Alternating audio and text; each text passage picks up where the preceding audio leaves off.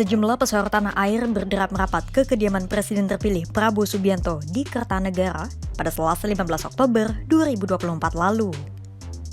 Sama seperti tokoh-tokoh sebelumnya, para pesohor itu diduga turut mendapatkan sejumlah tugas dan mandat dari Prabowo untuk membantunya menjalankan pemerintahan. Mereka adalah artis sekaligus pemengaruh Raffi Ahmad, mantan atlet bulu tangkis Taufik Hidayat, mantan penyanyi grup musik Giring Ganesha, musisi Yovie Widianto, dan pendakwah Miftah Maulana Habibur Rahman alias Gus Miftah. Otomatis, nama-nama mereka ikut masuk dalam bursa wakil menteri, kepala badan, atau posisi lainnya dalam panggung politik Indonesia. Sebuah hal baru dalam dunia politik tanah air. Pasalnya, selama ini pesohor cenderung lebih banyak berkontestasi merebut kursi anggota DPR atau kepala daerah. Lantas, kira-kira tugas apa saja yang akan diemban para pesohor tersebut?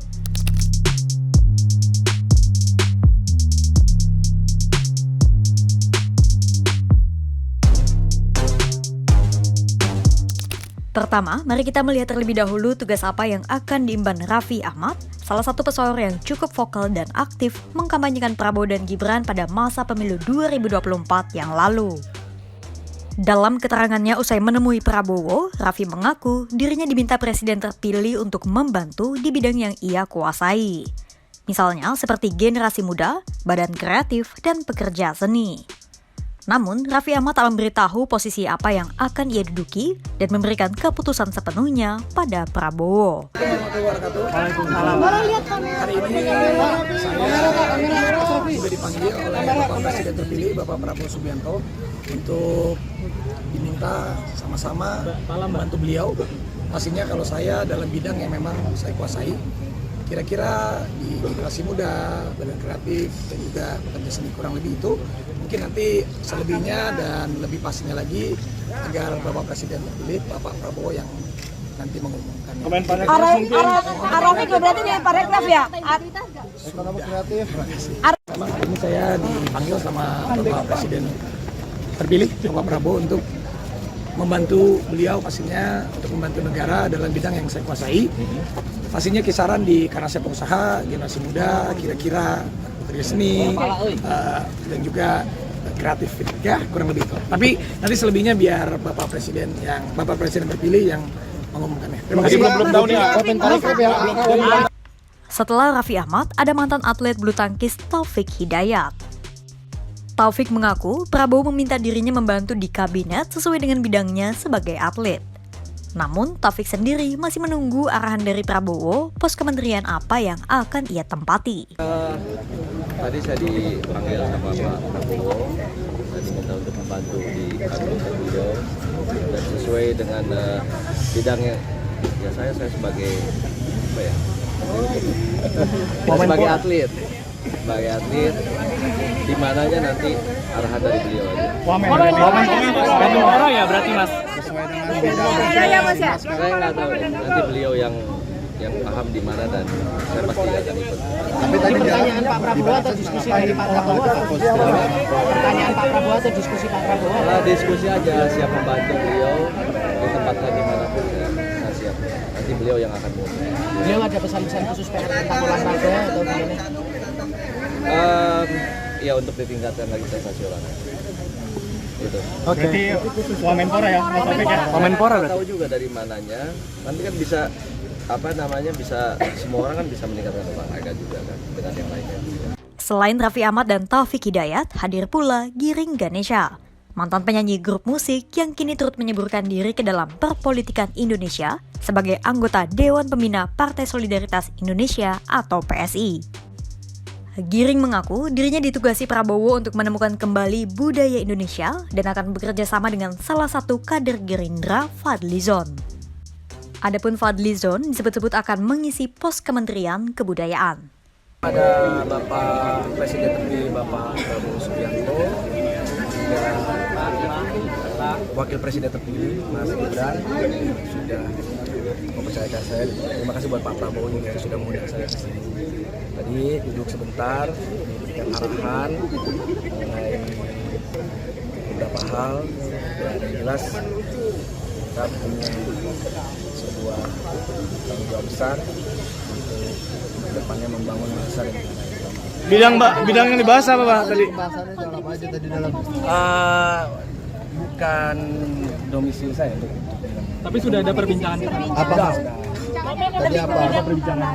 Ya sebenarnya seputar apa yang kemarin juga dibicarakan sama Bang Fadlizon, bahwa kita punya tugas besar membangun bangsa dan negara, dan juga tugas besar untuk reinventing Indonesian culture. Selanjutnya adalah musisi dengan pengalaman selama 40 tahun, Yovie Widianto. Yovie mengaku dirinya mendapatkan tugas dari Prabowo sebagai staf khusus presiden karena latar belakangnya yang lekat dengan industri kreatif. Yovie pun berjanji akan terus memajukan industri kreatif nasional jika dirinya kelak terpilih menjadi bagian dari pemerintahan Prabowo. Aku pelaku di bidang ekonomi kreatif, jadi mungkin lebih kemana arahan tentang industri kreatif ke depannya, strategi dan sebagainya. Tentu hal itu bisa, moga-moga bisa memberikan masukan-masukan yang efektif. Kalau saya mungkin sesuai dengan apa yang saya geluti selama ini, gitu. Dan masih tetap bisa bergelut di dunia kreatif, namun mungkin ada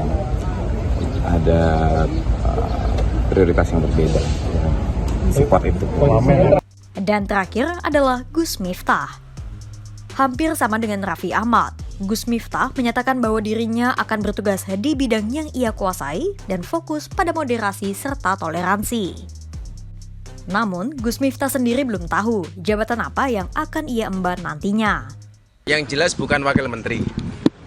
Jadi, Bapak perintahkan untuk lebih banyak fokus di bidang moderasi, toleransi, dan semacamnya. Jadi, walaupun kita berangkat masuk ke beliau bersama-sama, tetapi dengan tugas bidang masing-masing. Dan juga bukan dalam bentuk badan ya Pak ya. Tapi yang jelas ada amanah presiden yang kemudian saya diperintahkan untuk lebih fokus kepada masalah toleransi dan moderasi. Ya saya belum tahu bahasanya seperti itu, dan Arafi pun sama di bidangnya apa ya Kak Arafi? Lantas, pertanyaan berikutnya, bagaimana para pesohor itu akan membantu pemerintahan dan apa keuntungannya bagi Prabowo? Direktur Eksekutif Trias Politika Strategis Agung Baskoro menilai ada 3 pertimbangan yang membuat para pesohor tersebut terlibat dalam kabinet Prabowo Gibran. Pertama, karena mereka memiliki basis massa dan pengikut yang banyak. Harapannya, para pesohor bisa membantu Prabowo menyosialisasikan berbagai program dan kebijakan pemerintah melalui pendekatan yang mampu menjangkau kalangan generasi muda.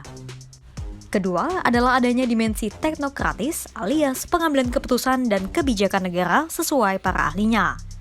Agung menyebut Prabowo dan Gibran membutuhkan kemampuan para pesohor tersebut untuk mengembangkan ekonomi kreatif di tanah air melalui pengalaman dan jaringan yang mereka miliki. Dan ketiga adalah bentuk apresiasi kepada para pesohor tersebut yang telah bekerja keras membantu Prabowo Gibran selama masa kampanye yang lalu.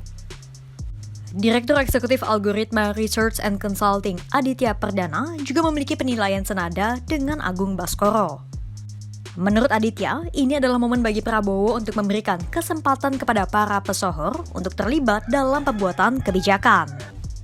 Berbekal pengalaman, para pesohor diharapkan bisa ikut andil mengeksekusi janji-janji kampanye Prabowo Gibran terkait ekonomi kreatif. Alias, bukan hanya sebagai representasi di kabinet, kehadiran mereka turut dibutuhkan untuk mendukung pemerintahan mendatang. Aditya menilai keberadaan sejumlah pesohor di panggung politik Indonesia merupakan ajang unjuk kemampuan dan kualitas kepada publik. Beberapa hari lagi Indonesia akan resmi memiliki presiden dan wakil presiden baru. Struktur kabinet dan jajaran pembantu presiden pun seharusnya sudah mencapai kematangan sempurna.